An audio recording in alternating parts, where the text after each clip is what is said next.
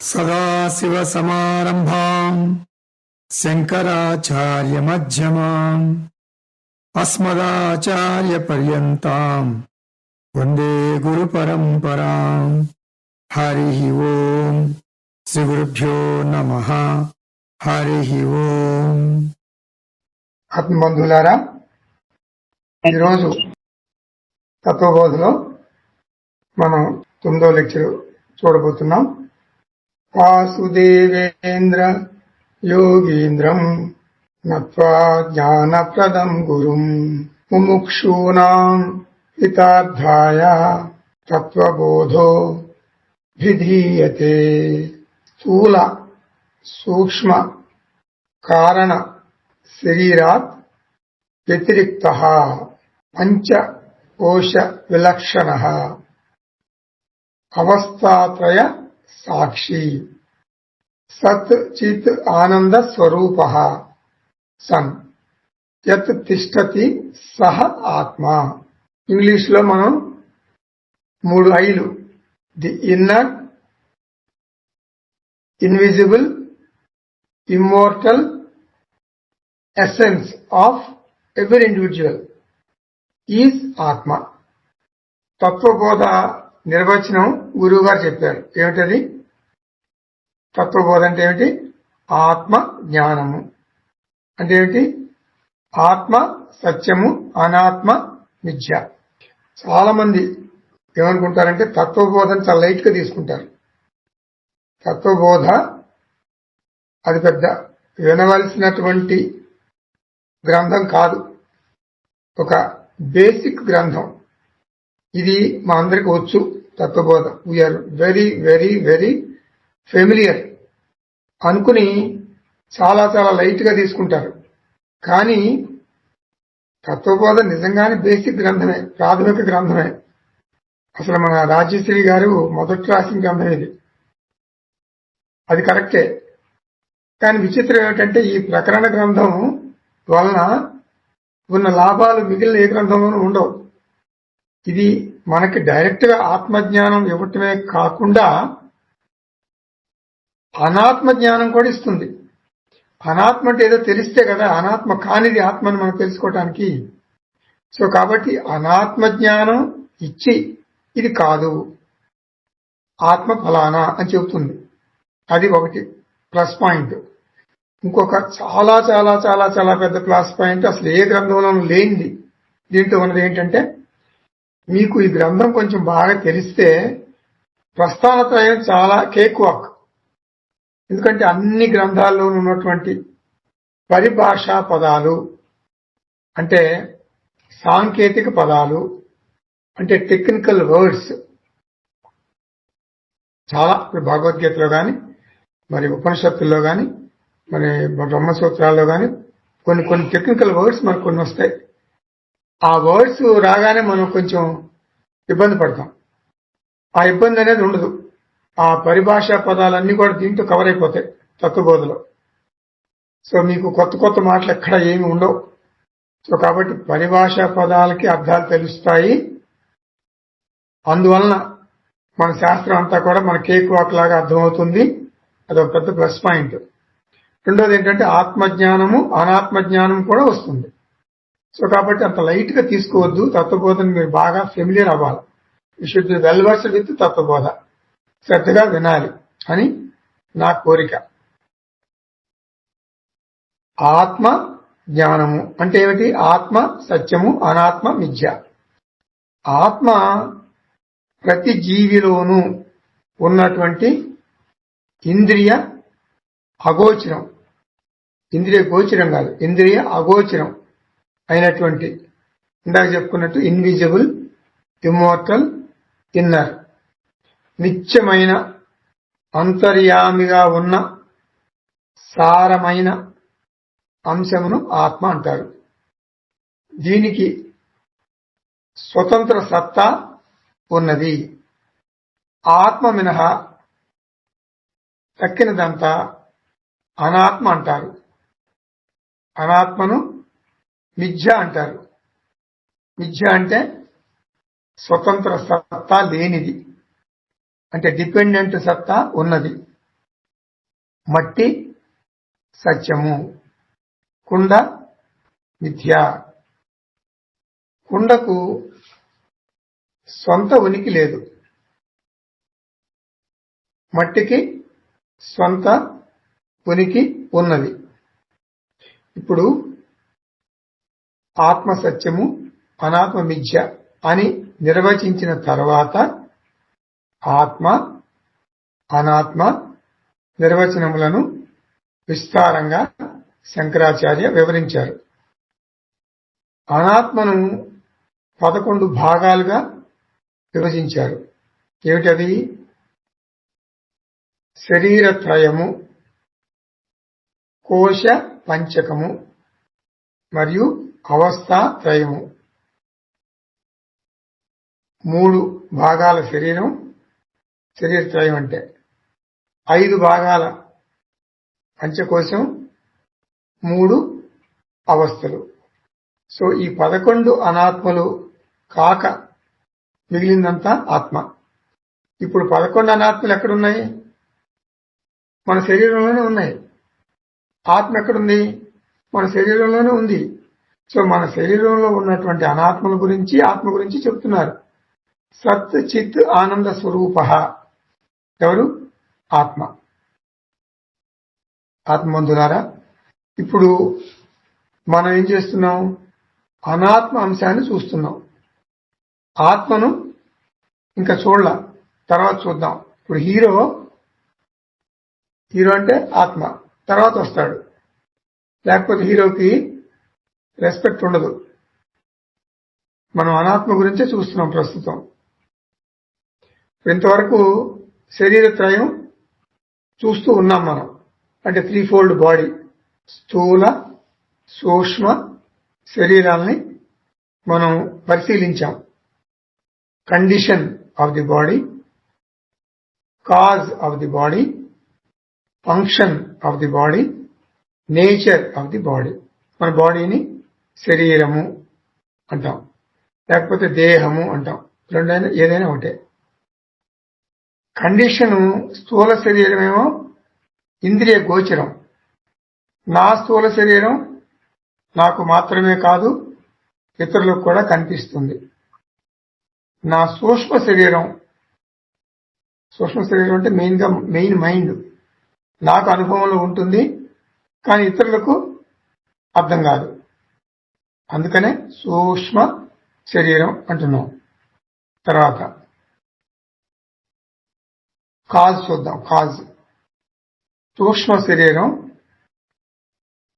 సూక్ష్మ పంచభూతాలతో తయారు చేయబడింది.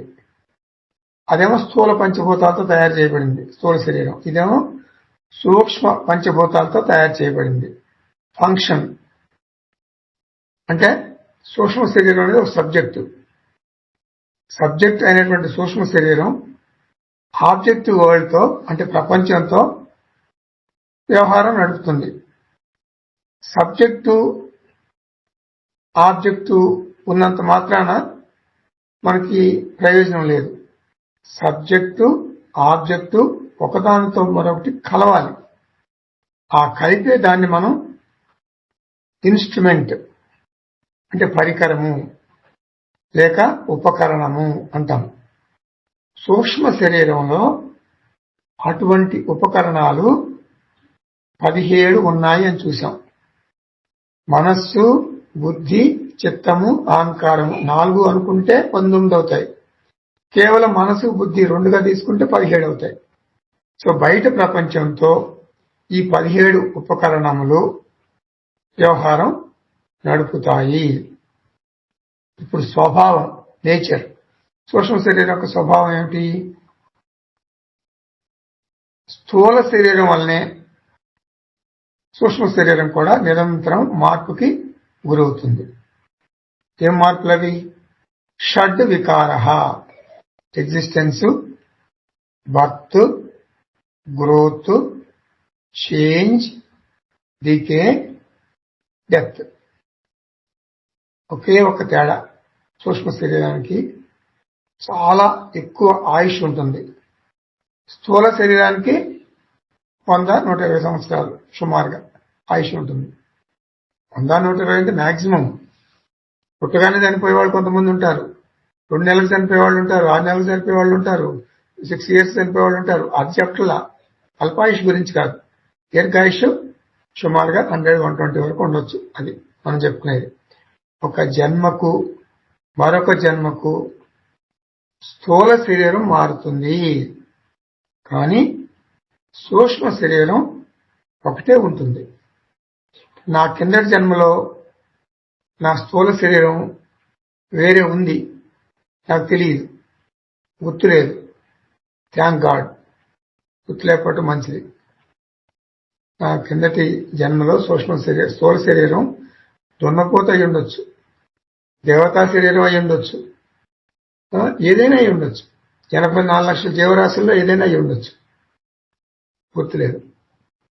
కానీ సూక్ష్మ శరీరం నా క్రిందటి జన్మలో ఇదే ఉంది, ఇప్పటి జన్మలో ఇదే ఉంది, నెక్స్ట్ జన్మలో కూడా సూక్ష్మ శరీరం ఇదే ఉంటుంది, ఆ తర్వాతి జన్మలో కూడా ఇదే సూక్ష్మ శరీరం ఉంటుంది. నేచరు రెండు సవికారమే. అంటే స్థూల శరీరం సవికారమే. సవికారం అంటే వికారం జరుగుతుందని అర్థం.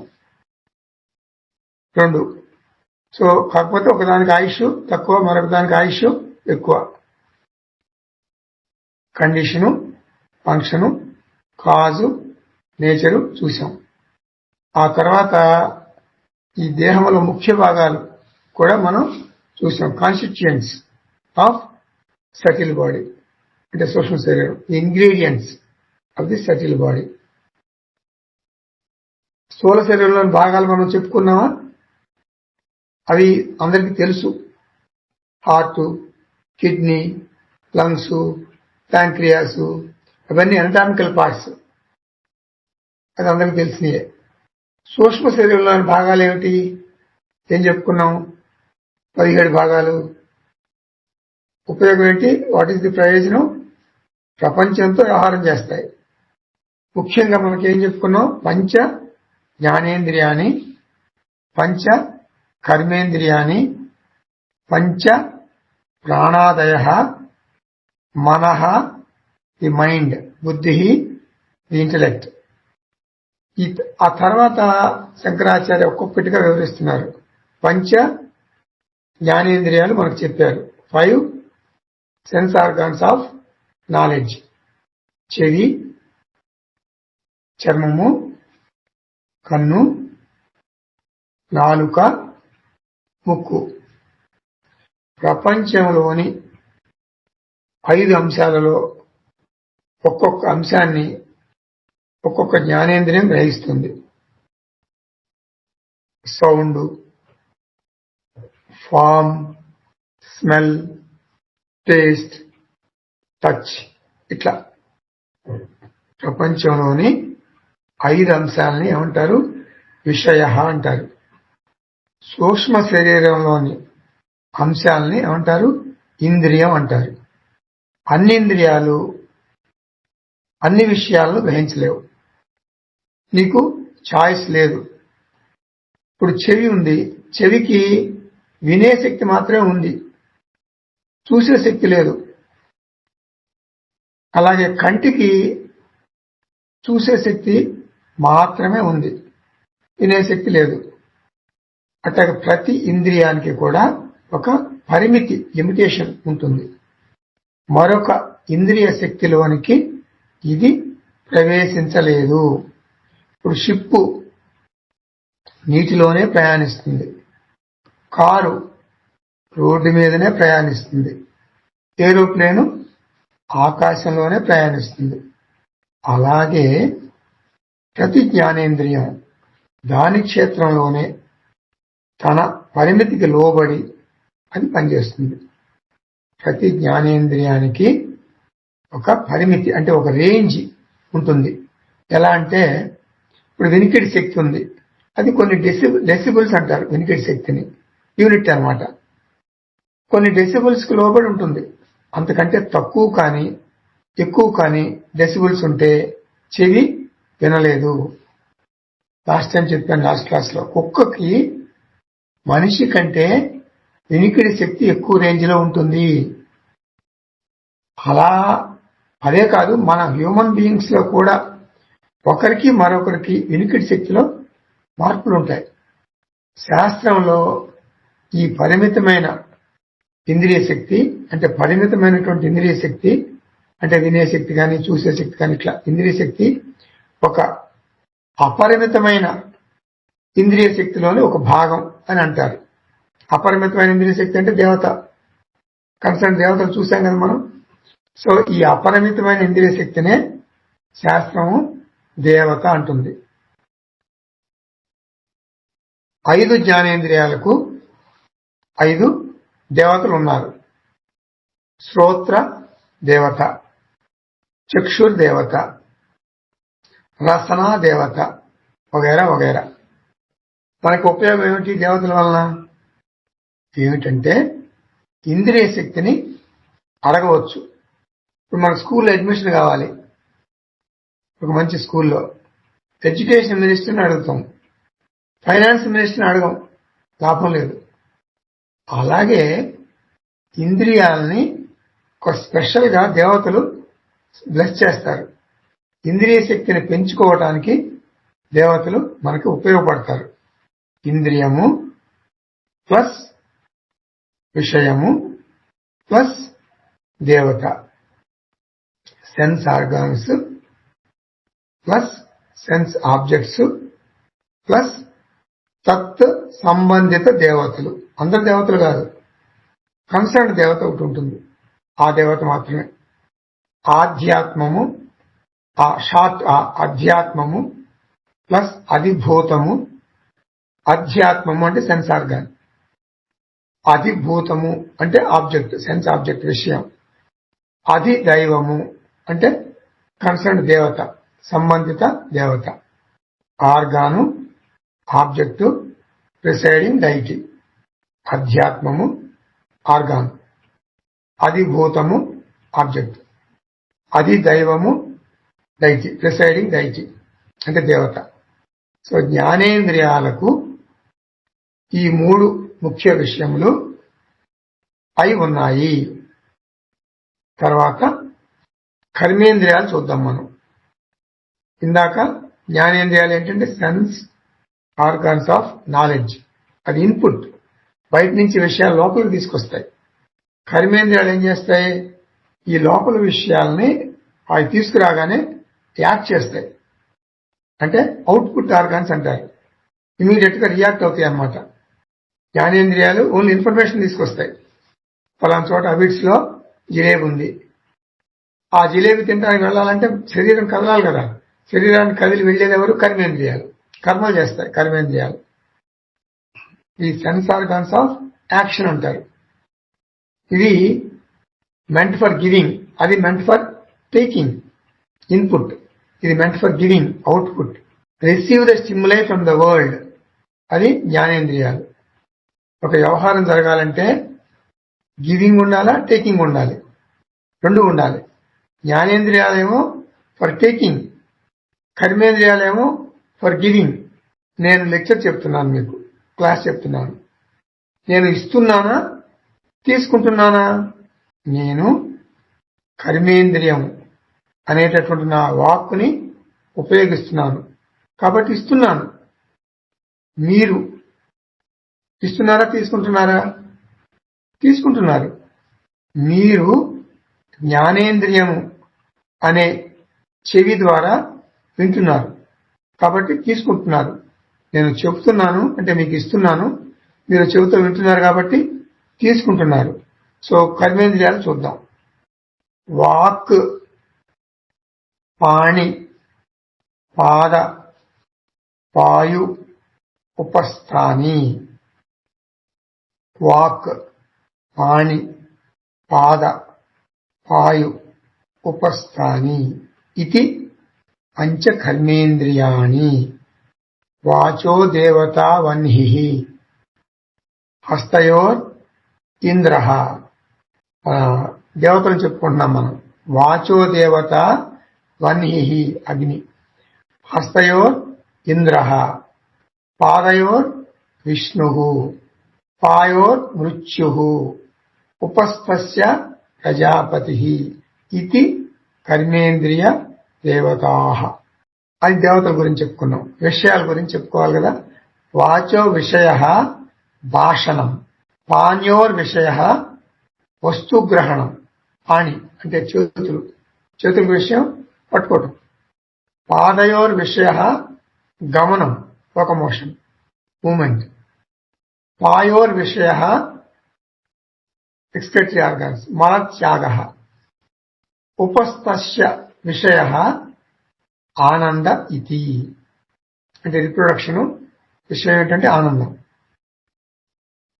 కర్మేంద్రియాలకు మనం 3 అంశాలు చూస్తాం. ఏమిటది? Organs, field of activity, corresponding దేవత. కర్మేంద్రియం వద్ద పరిమితమైన శక్తి ఉంది. కర్మేంద్రియం వద్ద ఇందాక జ్ఞానేంద్రియంలో చూసినట్టే పరిమితమైనటువంటి శక్తి ఉంది. దేవత వద్ద బాగా శక్తి ఉంది, అపరిమితమైనటువంటి శక్తి ఉంది. ఇప్పుడు వాక్ అంటే మనకు కనపడేటటువంటి నోరు కాదు కర్మేంద్రియం అంటే. అది అంతర్గతంగా ఉంటుందన్నమాట, అది మనకు కనపడదు. జ్ఞానేంద్రియాలకు ఎలా చెప్పుకున్నామో మనకు కనపడేటటువంటి చెవి, చర్మము, కన్ను, నాలుక, ముక్కు మన కంటికి కనిపించేటటువంటి జ్ఞానేంద్రియాలు కాదు, అవి గోళకాలు. అలాగే కర్మేంద్రియాలు కూడా మన కంటికి కనిపించేటటువంటి కాదు. లోపల శక్తి, ఇంద్రియ శక్తి లోపల ఉంటుంది. ఇప్పుడు చేతులు కనపడుతున్నాయి మనకి, ఈ చేతులే. దీనికి శక్తి, ఇంద్రియ శక్తి లోపల ఉంటుంది అనమాట. వాక్కుకి శక్తి లోపల ఉంటుంది,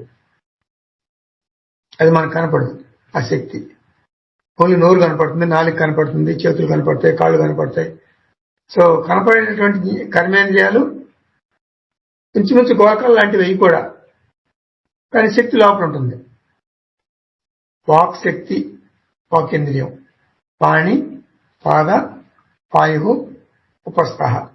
వాక్ అంటే స్పీచ్, పాణి అంటే చేతులు, పాద అంటే కాళ్ళు, పాయు, పాయు అంటే మన దాన్ని గుదము అంటారు తెలుగులో, అంటే ఎక్స్క్రిటరీ ఆర్గాన్, యానస్ అనుకోండి ఒక రకంగా. ఉపస్థ, ఉపస్థ అంటే రిప్రొడక్టివ్ ఆర్గాన్. సో పాణి, వాక్ అయిన తర్వాత పాణి అంటే హ్యాండ్స్, ప్రపంచంలోని వస్తువులను పట్టుకుంటుంది. హ్యాండ్ అంటే భౌతికంగా చెప్పినా కానీ, నేను ఇందాక చెప్పినా కదా, భౌతికంగా మన కళ్ళకు కనిపించే చేయి కాదు, అది ఇంద్రియము. పాణి the organ of handling things. Handle చేస్తుంది. ఆ హ్యాండిల్ అనే మాటలో నుండి హ్యాండ్ అనే మాట వచ్చింది అని అనుకుందాం. పాద, పాద అంటే ఫుట్ లేకపోతే లెగ్, 2 లెగ్స్ పాదవు అంటారు. అంటే మూవ్మెంట్ అన్నమాట, గమన శక్తి, మొబిలిటీ. లేదండి నేను కాళ్ళతో నడవను, సైకిల్ ఉందండి నాకు అంటే సైకిల్ నడపడానికి పాదాలను ఉపయోగిస్తావు కదా. లేదు సార్ నాకు కారు ఉంది, కారు అయినా సరే అదంతా చేస్తావు కదా, కాళ్ళు ఉపయోగిస్తావు కదా. సో పాదముల అవసరం ఉంటుంది. ది పవర్ ఆఫ్ మూవ్మెంట్ అంటారు, లోకమోషన్. పాయు అంటే గుదము, అశుద్ధమును అనగా మలమూత్రములను తొలగిస్తుంది. మన శరీరం ఒక పెద్ద కర్మాగారం అన్నమాట, పెద్ద కర్మాగారం. ఈ కర్మాగారానికి రా మెటీరియల్ ఏమిటి? ముడిసరికి ఏమిటి కర్మాగారానికి, శరీరం అనే కర్మాగారానికి? Food. Raw material food. Food అంటే మార్నింగ్ 5 గంటల నుంచి ఇంకా మనం రెస్ట్లెస్ గా తింటూనే ఉంటాం. బెడ్ కాఫీ తాగుతాం, తర్వాత ఇంకేదో టీ కానీ, బెడ్ కాఫీ కానీ, బిస్కెట్లు కానీ, ఇంకా అక్కడి నుంచి బ్రేక్ఫాస్ట్, మధ్య మధ్యలో ఏదో తింటాం అట్లా. రాత్రి పడుకునే వరకు మనం ఏం తీసుకుంటున్నామో మార్నింగ్ 5 నుంచి అదంతా కూడా రా మెటీరియల్, ముడి సరుకు. ఆహారము శక్తిగా మారుతుంది. ఈ ప్రాసెస్ లో వ్యర్థ పదార్థాలు బయటకు వస్తాయి. అంటే వేస్ట్ ఈజ్ ఎవాక్యుయేటెడ్. వేస్ట్ ని బయటికి పంపించకపోతే మనకు అనారోగ్యం వస్తుంది. Waste removing organ, both solid waste as well as liquid waste, ఈ 2 వ్యర్థ పదార్థములను తొలగించాలి. ఉపస్థ అంటే రిప్రొడక్షన్, జననేంద్రియము అంటే మనుష్య పరంపర. ఇక్కడ కూడా మన కళ్ళకు కనిపించే గోళకములు కాదు, ఇంద్రియములు లోపల అదృశ్యంగా ఉండి అవ్యక్తంగా ఉండి పనిచేస్తాయి. ఇప్పుడు మనం పంచ కర్మేంద్రియాల యొక్క దేవతల్ని చూద్దాం. ఇంద్రియములను అధ్యాత్మ అంటారు, దేవతలను అధిదైవం అంటారు. ఇప్పుడు ఇందాక జస్ట్ హెడ్డింగ్లు చెప్పుకున్నాం. వాచో దేవత వన్హి అని చెప్పుకున్నాం. వన్హి అంటే అగ్ని దేవత.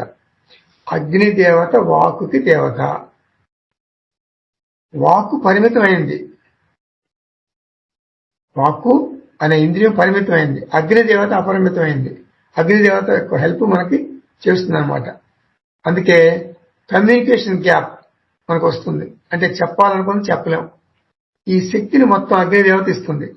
అగ్నిదేవత శక్తి ఇస్తే అప్పుడు మనకి బాగా, కొంతమంది మన శాస్త్రంలో అగ్నిదేవతని అంటే ఈ దేవతని సరస్వతి మాత అని కూడా అంటారు. అంటే మనకు వాక్కుకి దేవత అగ్నిదేవత శాస్త్రంలో చెప్పినా కూడా దీన్ని సరస్వతి మాత అని అంటారు.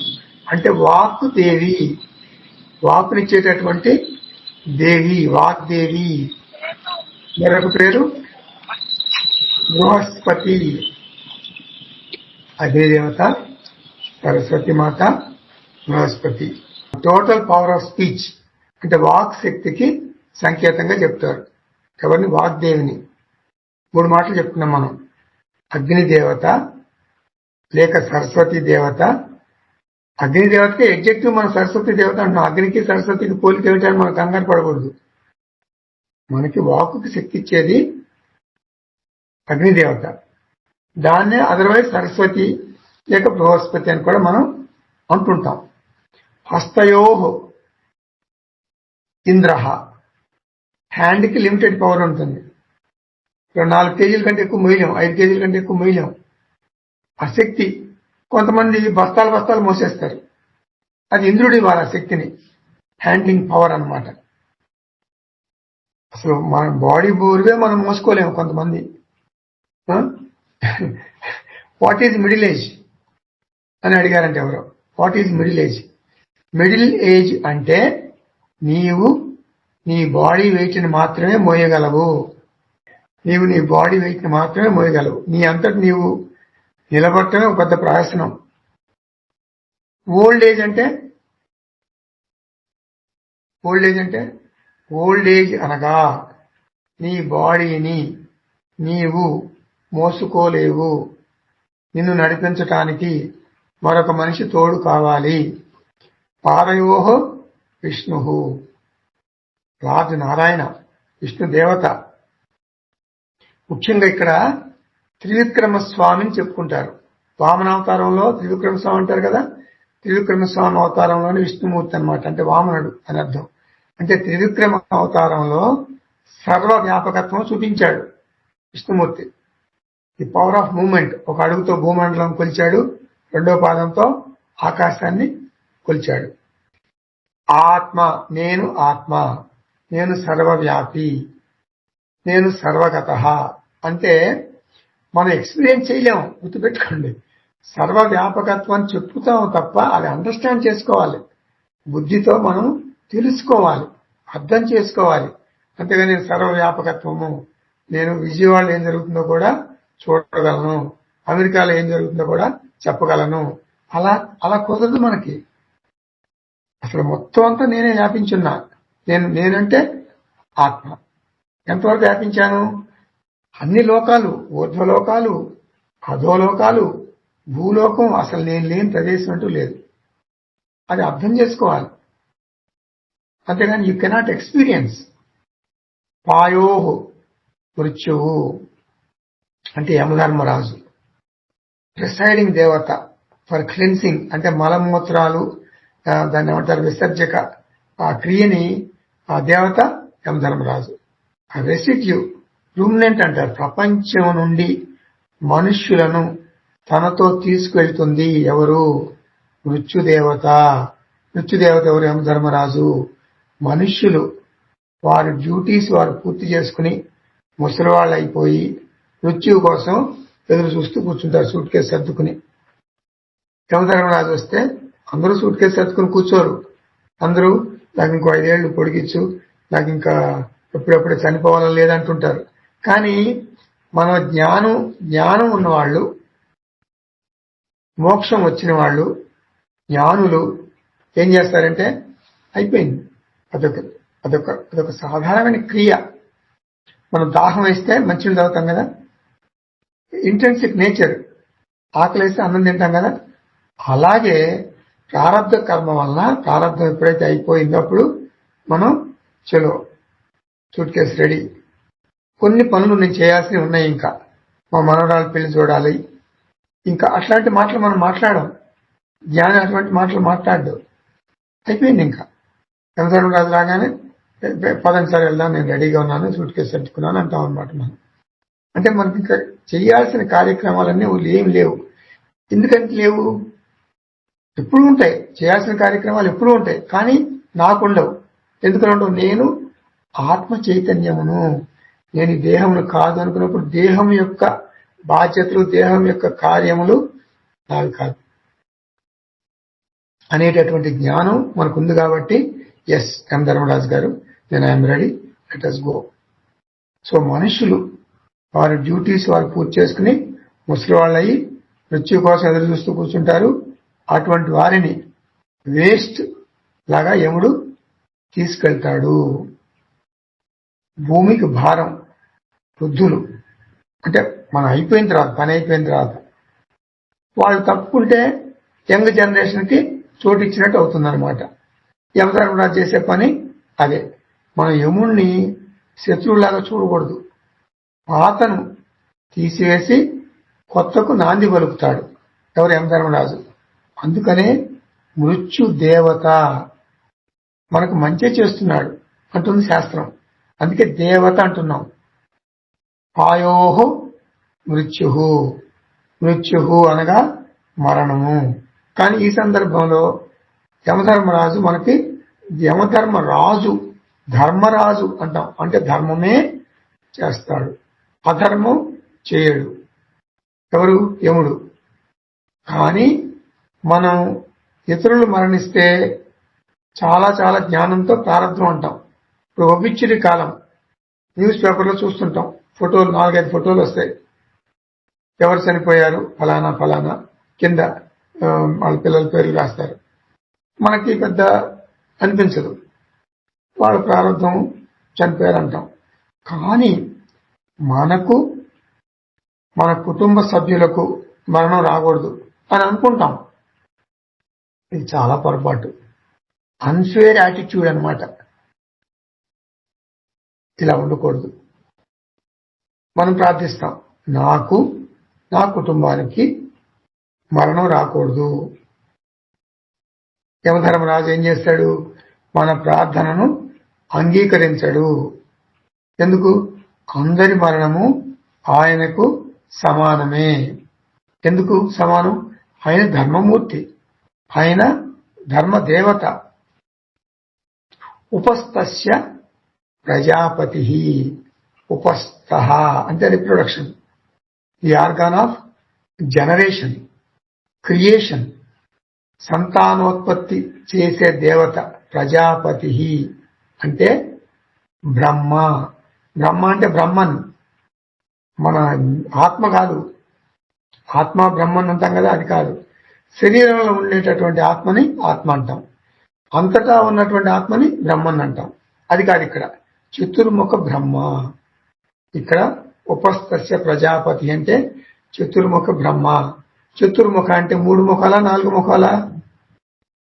4 ముఖములు ఉన్నటువంటి బ్రహ్మను మనం ప్రార్థిస్తాం. ఎవరు బ్రహ్మ? సృష్టికర్త. సృష్టికర్తగా మనం ప్రార్థిస్తాం.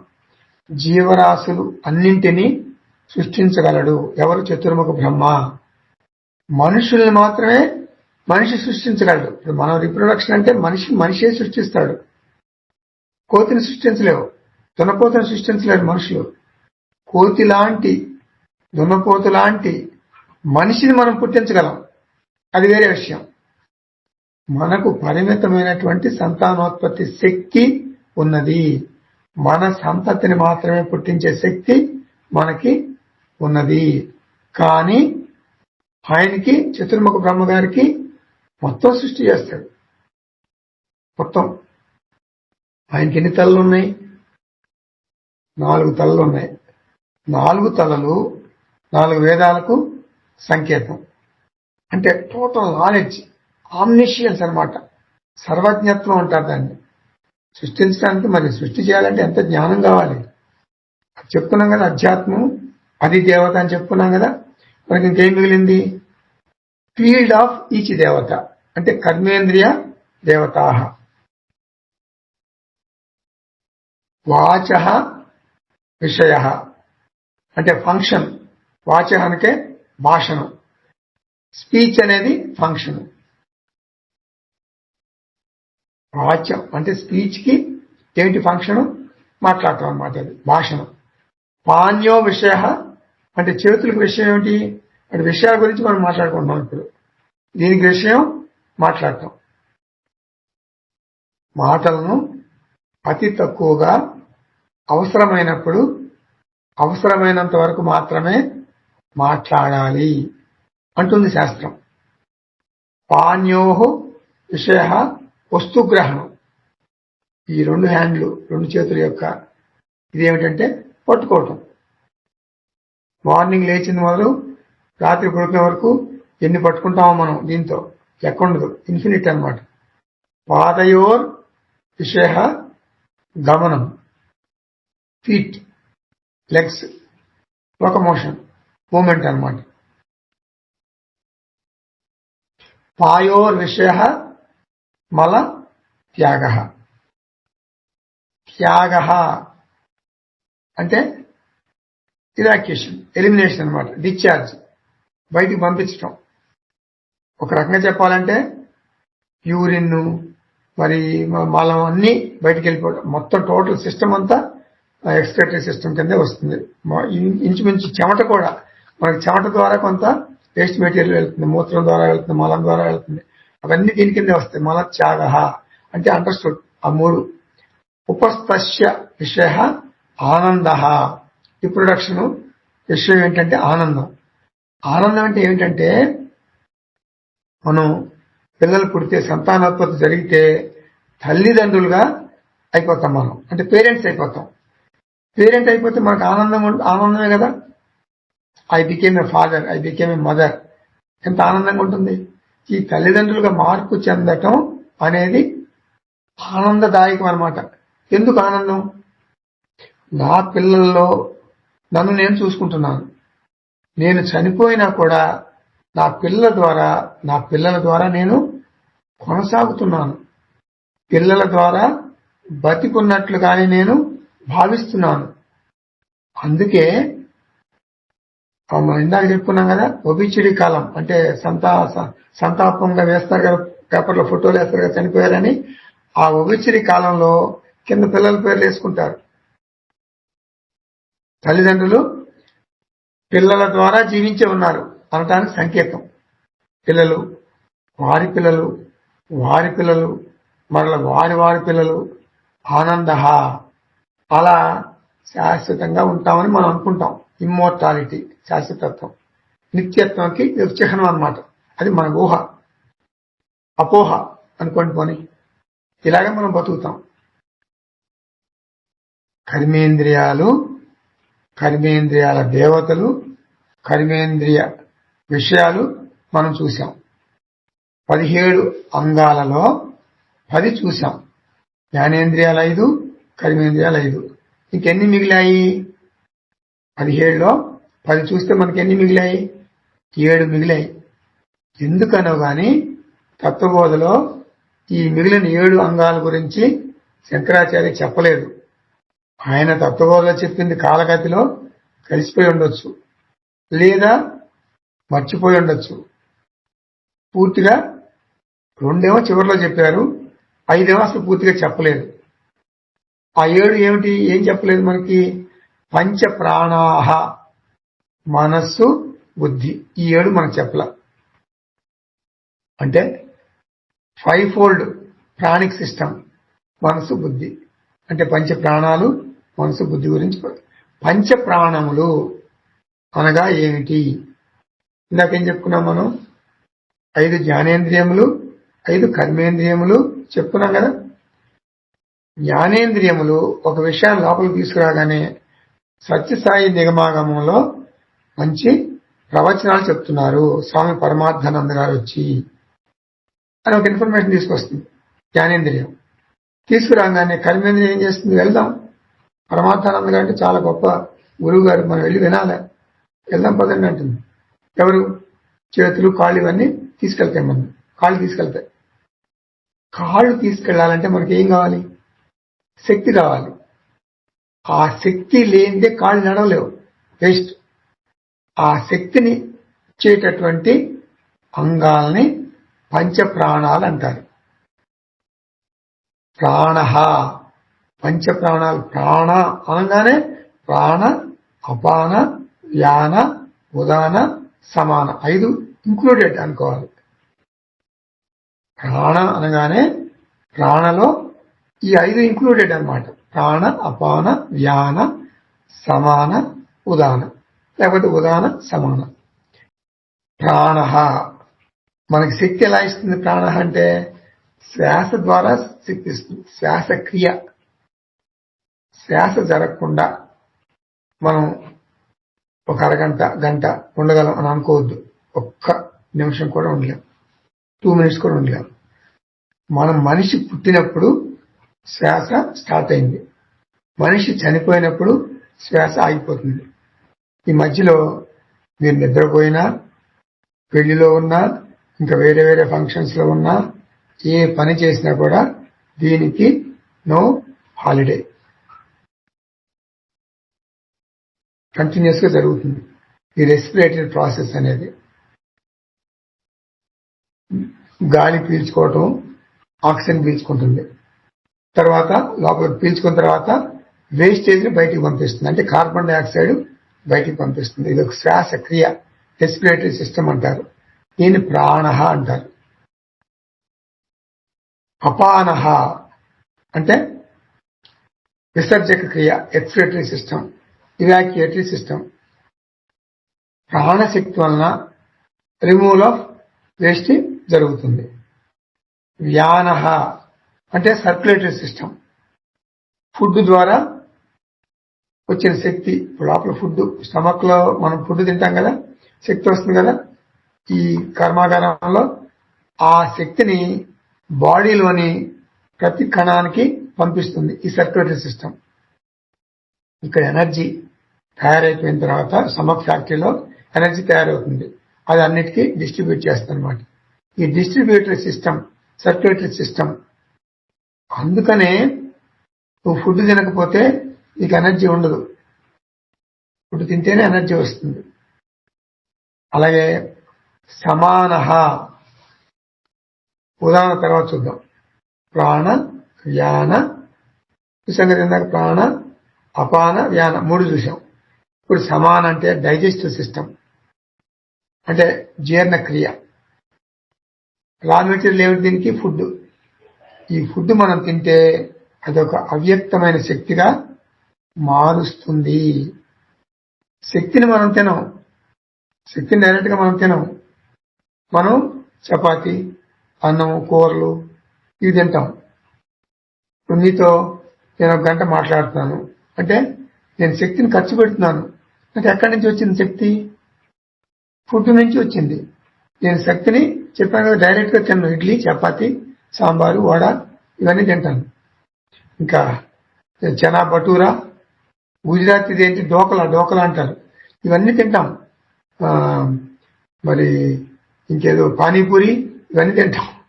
ఎనర్జీ కన్వర్టెడ్ అనమాట. అవన్నీ తినటం మూలాన నాకు ఎనర్జీ వస్తుంది. చెప్పాను కదా, ఒకసారి గుర్తుందో లేదు మీకు. అది డైరెక్ట్ గా ఎనర్జీ రాదు దాని మూలాన. బయట పదార్థాలు మనం తిన్న తర్వాత ఇక్కడ మళ్ళీ ఇంకో సెకండ్ టైం కుకింగ్ జరుగుతుంది ఇక్కడ పొట్టలో. Second time cooking. ఆ సెకండ్ టైం కుకింగ్ జరిగిన తర్వాత అక్కడ మనకి మన సాల్ట్స్, ఫ్యాట్స్, మనకి కావాల్సినటువంటి ఇవన్నీ ప్రొడ్యూస్ అవుతాయి అన్నమాట. ఇక్కడ కార్బోహైడ్రేట్స్, ప్రోటీన్స్ అవన్నీ ప్రొడ్యూస్ అవుతాయి ఈ కుకింగ్ జరిగిన తర్వాత. అలా ఎనర్జీ మనకు వస్తుంది. వచ్చిన తర్వాత అన్నం తినేటప్పుడు చదువుతాం కదా మనం, అహం వైశ్వానరో భూత్వా ప్రాణినాం దేహమాశ్రితః ప్రాణాపాన సమాయుక్తః పచామ్యన్నం చతుర్విధం. వైశ్వానరుడు అనేటటువంటి అగ్ని పొట్టలో ఉండి ఈ పని చేస్తాడు. వంట సెకండ్ టైం వండుతాడనమాట. ఈ కార్బోహైడ్రేట్స్ ని, ప్రోటీన్స్ ప్రొడ్యూస్ చేస్తాడు ఆ వైశ్వానర అగ్ని. దాని ద్వారానే మనకి ఇవన్నీ జరుగుతాయి, శక్తి వస్తుంది. ఇప్పుడు చాలా ఇంపార్టెంట్ ఉదాహరణ. ఇదొక స్పెషల్ వ్యవస్థ, చాలా చాలా స్పెషల్ వ్యవస్థ. దీన్ని తిప్పికొట్టే వ్యవస్థ అంటారు తెలుగులో. తిప్పికొట్టే వ్యవస్థ, ఇంగ్లీష్ లో చక్కగా మీకు అర్థమవుతుంది. రివర్స్ సిస్టమ్ అంటే ఎమర్జెన్సీ ఎగ్జిట్ లాంటిది. ఇప్పుడు మన వైష్ణవాలయాల్లో, విష్ణు గుడిలో వైకుంఠ ద్వారం ఒక స్పెషల్ గా, వైకుంఠ ఏకాదశి రోజున వైకుంఠ ద్వారం స్పెషల్ గా తీస్తారు. దాన్ని స్వర్గ ద్వారం అంటారు. అలాగే ఫ్లైట్ లో, బస్సులో, ట్రైన్ లో ఎమర్జెన్సీ ఎగ్జిట్లు ఉంటాయి. ఇప్పుడు ఫైర్ ఎక్స్టింగ్విషర్ అంటారు, మనకు అన్ని చోట్ల పెడతారు మన అపార్ట్మెంట్స్ బయట కారిడార్స్ లో. అంటే నిప్పును ఆర్పటానికి, నిప్పు ఫైర్ యాక్సిడెంట్ అయితే ఆర్పటానికి కార్బన్ డైఆక్సైడ్ షెల్స్ పెడతారు. అదొక వ్యవస్థ. అది ఎప్పుడు వాడతాం? ఫైర్ యాక్సిడెంట్ అయితే వాడతాం. అలాగే భగవంతుడు సర్వజ్ఞుడు మనకి ఎమర్జెన్సీ ఎగ్జిట్ పెట్టాడు అనమాట. మన బాడీని సేవ్ చేయడానికి, మన హెల్త్ ని మంచిగా చూసుకోవటానికి ఒక వ్యవస్థ పెట్టాడు. ఉదాహరణ అంటే ఏంటి? ఏదన్నా ఒక అనుకోని పదార్థం, ఒక వెంట్రుక మనకి వచ్చిందనుకోండి, నోట్లోకి వచ్చిందనుకోండి, అట్లా ఉమ్మేస్తాం తెలియకుండానే, లోపలికి వెళ్తుంది. అది ఎక్కడి నుంచి ఇక్కడికే బయటికి పంపించేస్తుంది. అలాగే ఏదన్నా విషపూరితమైన పదార్థం మనం తిన్నాం అనుకోండి, మన వాంతులు అయిపోతాయి ఆటోమేటిక్ గా. ఆరోగ్యానికి హాని కలిగించే పదార్థం మన లోపలికి ప్రవేశించడానికి ప్రయత్నించినప్పుడు బయటకు పంపించేస్తుంది. మనకి ముక్కులోంచి వెళ్ళింది అనుకోండి, వెంటనే తుమ్ముతాం, దాన్ని బయటకు పంపిస్తాం. ఈ ప్రాంతాలకు ఏమైనా వెళ్తే దగ్గుతాం, దగ్గి బయటకు పంపిస్తాం. వాంతులు చేసుకుంటాం, మోషన్స్. ఇవన్నీ కూడా ఆ అన్వాంటెడ్ మెటీరియల్, ఆ పాయిజన్ ని బయటికి పంపే వరకు ఈ తిప్పి కొట్టే క్రియ అంటే రివర్స్ సిస్టమ్ పనిచేస్తుంది. డస్ట్ పడింది అనుకోండి కంట్లో నీరు వస్తుంది అనమాట. నీరు వచ్చి ఆ డస్ట్ ని తీసేస్తుంది, బయటకు పంపేస్తుంది. ఇప్పుడు మనకు చాలా భావోద్వేగాలు వచ్చినటువంటి ఎమోషన్స్ ఏం చేస్తారు? ఎమోషన్స్ వస్తే టీవీ పాల్పడతారు. ఆ భావోద్వేగాలు అంచుకోవటానికి చాలా మంది ఏం చేస్తారంటే ఏడ్చేస్తారు. ఏడవటం ద్వారా ఆ భావోద్వేగాలు నివారణ అయిపోతాయి. సో ఉదాహరణ అంటే రివర్సింగ్ సిస్టమ్, ఎమర్జెన్సీ ఫంక్షన్. ఇది మెయిన్. ఇవన్నీ నేను చెప్పినవి కాకుండా డెత్ సమయంలో అంటే మరణం సమయంలో ఈ సిస్టమ్ చాలా తమాషాగా పనిచేస్తుంది. మరణం సమయంలో, డెత్ సమయంలో అన్ని ఆర్గాన్స్ పని చేయటం మానేస్తాయి, పనిచేయవు. ఇదొక్కటే యాక్టివ్గా ఉంటుంది. ఏది? ఉదాహరణ యాక్టివ్ అవుతుంది. మిగిలిన ఆర్గాన్స్ అన్ని పనిచేయవు. No digestion, no excretion, no respiration, బంద్. ఈ ఉదాహరణ యాక్టివ్. అంటే మరణ సమయంలో ఫుడ్ లోపలికి వెళ్ళదు, గాలి లోపలికి వెళ్ళదు. ఓన్లీ ఎమర్జెన్సీ ఎగ్జిట్ ద్వారా సూక్ష్మ శరీరం నిష్క్రమిస్తుంది. ఇప్పుడు మనం బతుకున్నామంటే సూక్ష్మ శరీరం ఉంది కాబట్టి, మన మైండ్ ఉంది కాబట్టి మనం బతుకున్నాం. మైండ్ ఉంది కాబట్టి మన యొక్క ఆత్మని ఇది తీసుకుంటుంది. ప్రతిబింబము, బింబము, ప్రతిబింబము, దాన్ని ఏమంటారు? రిఫ్లెక్టెడ్ కాన్షియస్నెస్, ఒరిజినల్ కాన్షియస్నెస్ అంటాం కదా. సర్వవ్యాపకత్వము, సర్వవ్యాపి, దట్ ఈజ్ ఒరిజినల్ కాన్షియస్నెస్. ఈ మైండ్ తీసుకునేటటువంటి దాన్ని ఏమంటారు? రిఫ్లెక్టెడ్ కాన్షియస్నెస్ అంటే ప్రతిబింబ చైతన్యము. ఈ ప్రతిబింబ చైతన్యం ఎవరు మైండ్ బయటికి వెళ్ళిపోతే ఇంకా లేదు. ఏమంటారు? రామ్ నామ్ సత్య హై, రామ్ నామ్ సత్య హై, బస్ బాత్ ఖతం, పోయింది ప్రాణం. సో ప్రాణం పోవటము అంటే ఇక్కడ నుండి సూక్ష్మ శరీరము నిష్క్రమించుట. స్థూల శరీరము అలాగే ఉంటుంది. చెవులు, కన్నులు, ముక్కు అన్ని అలాగే ఉంటాయి. ఈ శరీరం అలాగే ఉంటుంది. ఈ శరీరం ఏమైనా మాట్లాడుతుందంటే సూక్ష్మ శరీరమే కారణం. ఏ పని చేయాలా సూక్ష్మ శరీరమే కారణం. ఇది ఒక తోలు తిత్తి, ఒక గూడు, ఒక ఇల్లు ఇంట్లో ఉంటుందన్నమాట. ఇంట్లో ఉండి ఆ ప్రారంభం అయిపోగానే బస్ ఎగ్జిట్ అయిపోతుంది. సూక్ష్మ శరీరము బయటికి వెళ్ళిపోతుంది. డెత్ అంటే స్థూల సూక్ష్మ వియోగము. సూక్ష్మ శరీరం తలాక్ తలాక్ తలాక్ అని 3 సార్లు స్థూల శరీరం చెప్పి వెళ్ళిపోతుంది. ఇంకా మనకి 2 మిగిలినాయి, మనస్సు, బుద్ధి. మనహ అంటే డౌటింగ్ ఫ్యాకల్టీ, అంటే సంశయాత్మకం. డౌటింగ్ థామస్ అంటారు. ఏది నమ్మరు, అన్ని అనుమానాలే. సంకల్ప వికల్పాత్మకం, సంకల్పం వికల్పం. ఆసిలేషన్ అన్నమాట. ఆసిలేషన్ ఒక సింపుల్ పెండ్యులం లాగా. ఒక ఎవరికి పాత గోడ గడియారాలు ఉంటాయి, ఉంటే ఇట్లా ఇట్లా దానికి క్లాక్కి అట్లా పెండ్యులం అట్లా కదులుతుంది.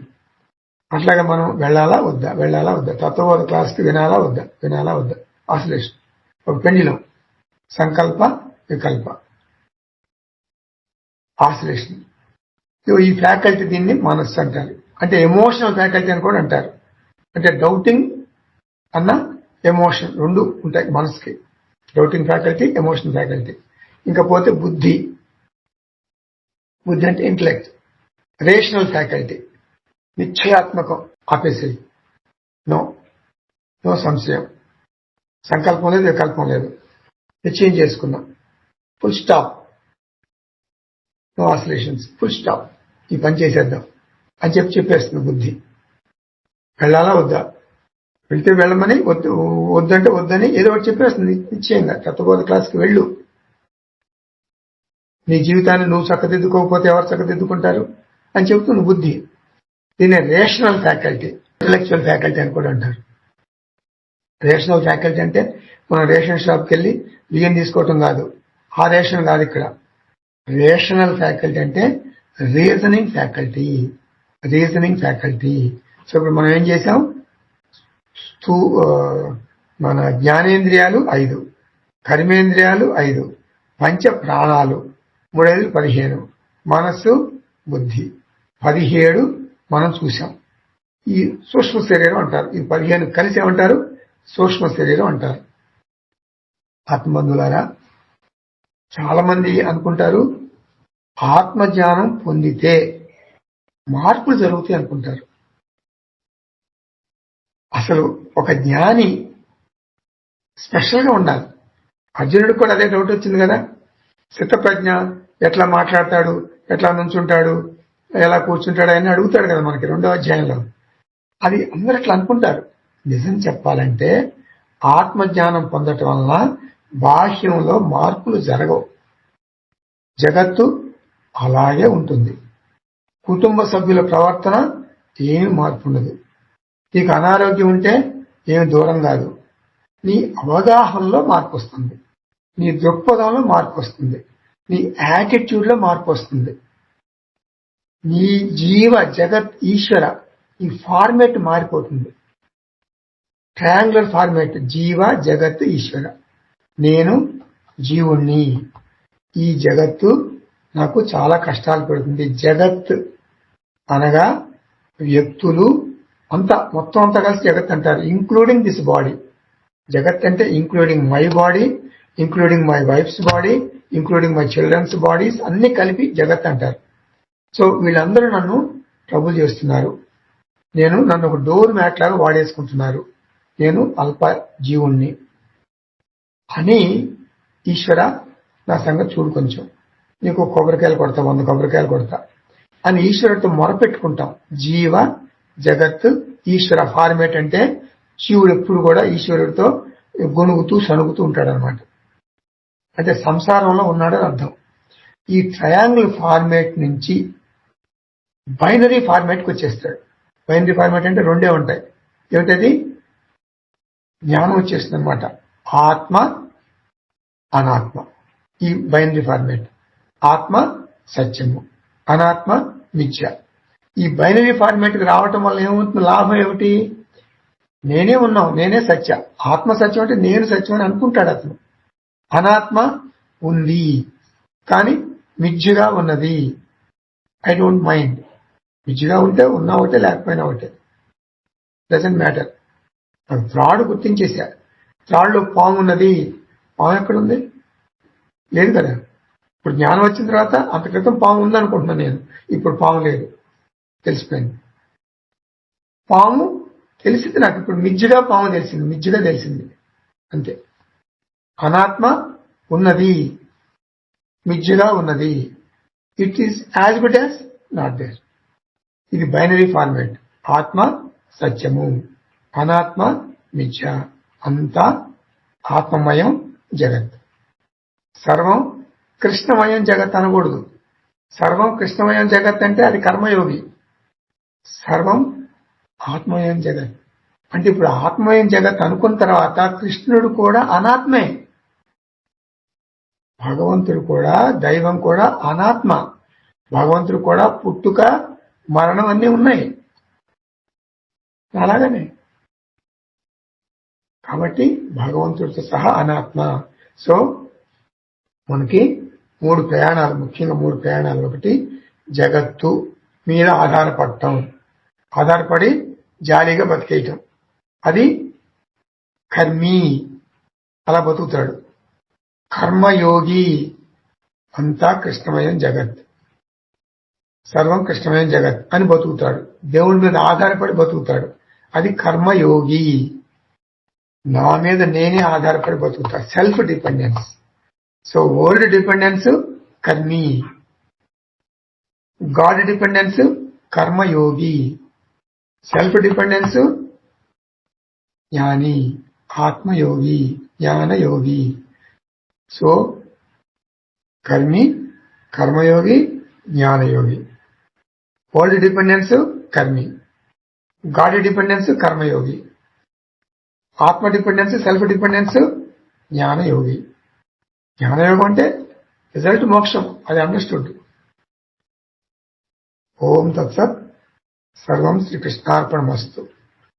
ఓం పూర్ణమదః పూర్ణమిదం పూర్ణాత్ పూర్ణముదచ్యతే పూర్ణస్య పూర్ణమాదాయ పూర్ణమేవావశిష్యతే. ఓం శాంతి శాంతి శాంతి. హరి ఓం. శ్రీ గురుభ్యో నమః. హరి ఓం.